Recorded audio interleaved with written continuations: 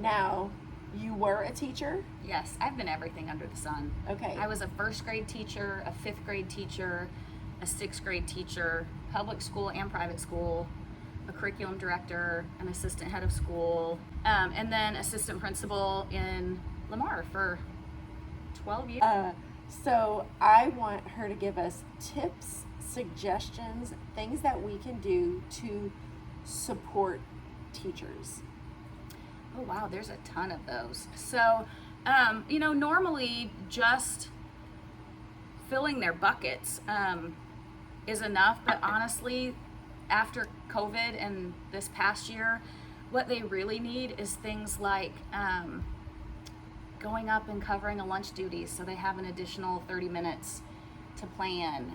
The amount of things that they have to do. I never thought of that. And any parent can do that? Any parent can do lunch and recess because it's not instructional time.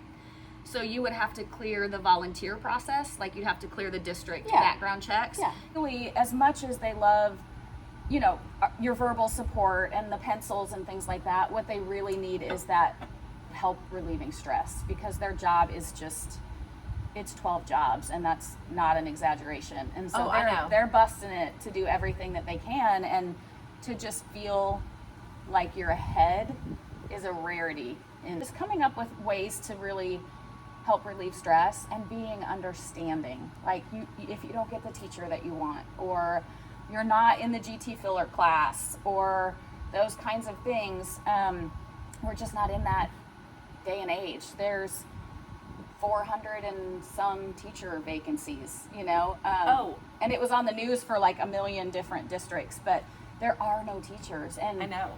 There's not teachers going into college to be teachers. Like there's no, because it's not ending anytime soon, you know.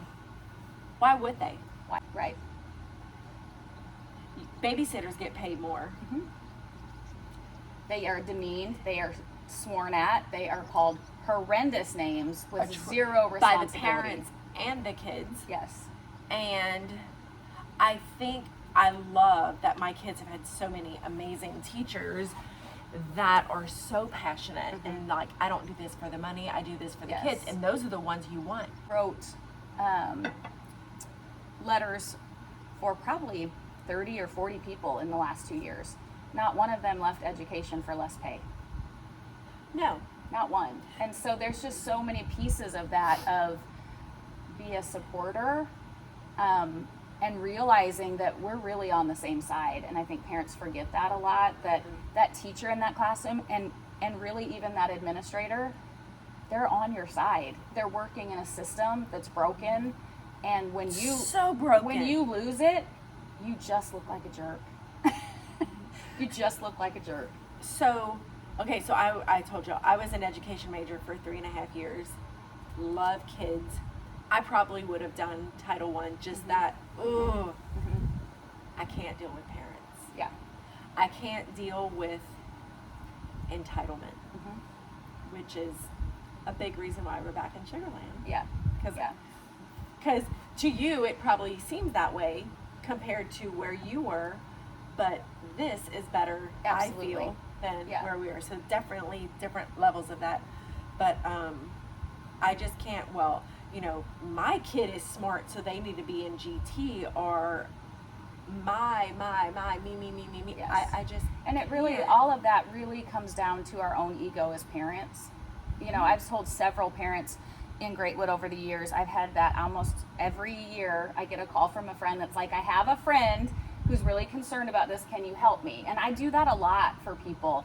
But when it comes to things like, I want them to have this teacher, or they're not in the GT filler class, if they're not GT, it's okay. But there isn't this like, oh, those are the smart kids and those are the other kids. And I always tell parents, nobody, like, your application to Stanford is not dependent on whether you were GT or not. And it's not dependent on your STAR test either.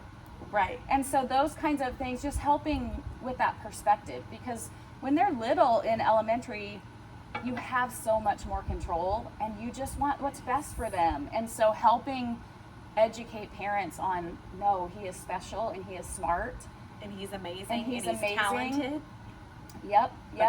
And if something does go wrong with that teacher, like there is a proven system within the school district that you can go through to get results. And I would much rather help people on that end than to hear people come to me with I've joined all the LCISD pages and all of that, and I'm just like, you're not helping yourself out. Yeah. So just taking the perspective of we're in this together and really acknowledging educators, especially at the campus level, they're all teachers. Just understanding you're not going to go to a school that's fully staffed anywhere. Campbell is not going to be fully staffed. Velasquez is not going to be fully staffed. Dickinson is not going to be fully staffed. And that may continue through the year. You may lose a teacher mid-year. We're just in a different time in education, and it just looks different. So helping parents understand it's not business as usual. Like, we're in a whole new era of education, and helping them know we really are in this together. Let's figure it out. Yeah, this year concerns me because some of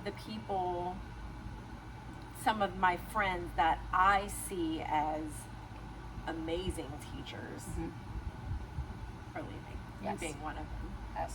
Yes, I've had several people say, wait a minute, like, you're the most passionate educator I know, and I still am. Yes. I still am, but I found myself working really hard over the years to have a seat at the table, only to realize I was at the wrong table. And there's a lot of, got an ant bite. There's just a lot of politics and things in education that have never been there before. And I want it to be about education. I love politics, don't get me wrong, but there's just not a place there's just not a place in schools. I mean, I like I've the been memes better. Please don't harass teachers. Please don't harass administrators. Like, y'all, it's about who you're voting for, and are they really voting the way they tell you they're voting? Because there's not a single person that's going to tell you they're against education, but are they putting their vote there? Right. When I left, there was about 25 applicants for teachers in the entire district. Not just at your school. In June. It is massive. I mean, we are massively Okay. bleeding out, but the average public is like, I want the teacher that I want, and they're going to be GT certified, and they're going to have all the things Sure ready, they are. and you're like, no, honey, no. I'm just trying to keep them sane and loving your kids and invested in their work while you're throwing at them RTI and 504s and MTSS and all those other things. I'm like, you know what, honey? Let's teach them reading and teach them really well. And on Instagram yesterday, something about, because I'm trying to organize this volunteer thing to help, and I put something about, like, teachers, what's on your plate that you would love to have taken off? Just thinking, like, in my mind, I'm thinking recess and lunch, but I mean, there's a million things we can do. And knowing the ins and outs of that from the administrative piece, I just want to help in all the ways that we can help. Yeah. And I had 7 teachers, some here and some in different areas of the country, reach out to me privately to tell me that they would be in trouble if they said what they really thought, and so they were messaging me privately. And I said, isn't it sad that when I ask a teacher what help they need, that's seen as negative? Because It's so they sad. should be able to handle all of it, and you don't need any help, and you've got this, and they're just like, and really most teachers, every teacher I know, even the good ones, it's not about, I'm sick of being abused. They'll be abused all day long because they love what they do. I know. What it comes down to is, there's this, like, identity crisis of the job I actually have and the job I should have. And it's this constant battle of, but if I could just get over here, I love that. That's what I'm here for. Yeah. But my day in and day out is way over here, and it's stressing me out, and I'm crying myself to sleep, and I'm bawling in my car, and all of those things. And so they're all in this battle of, like, where am I at on the spectrum? And I was there too. I just had the luxury of, what are you going to do? Fire me? Because it was not my full-time income. And I never communicate from a negative place, but you better bet your bottom dollar I'm going to tell the truth. The Or- teacher is perfect? No. Are they perfect in this environment? Certainly not. None of us are. We're stressed to the max. The fact that they show up Amen. right now. Amen. I'm doing a lot of praying for teachers and administrators this year. I mean, those are the things that, because we're feeding right into what they want this to look like. And really, truly, if you look at the last 3 years, we do that another 3 years, there won't be anybody left. There won't be anybody left. Can we make it 4 years just to wind I up? know, right? I know, right? I'm kidding. That's awful. So, yeah, and it's just so sad to me because to me it's clear as day. Those same issues are in private school, but private schools are for profit. And so surprisingly, they're not a part of the conversation, and I wonder why. Because there is people making money off funding and supporting private schools. But racial issues are in private schools. Curriculum issues are in private schools. Most schools, unless you are upper echelon of private school, most of their teachers aren't even certified teachers. Right. But we don't have any problems in private school. No. None. So it just is like, what is going to happen? And trying to support that as somebody who's really passionate about it, but also was like I'm going to say some shit I really mean if I keep doing this. Yeah. And it just got to the point where... Do you wish like you would have stayed one more year and just done it your way? Oh, that for was last 1 year for me. Oh, it was? So I said what I wanted to who I wanted to say it to. And, you know, there was so many times that I was like, my goal is to put my head on the pillow at night and sleep well. Yeah. And it was a great year, but there's also still always that struggle, you know.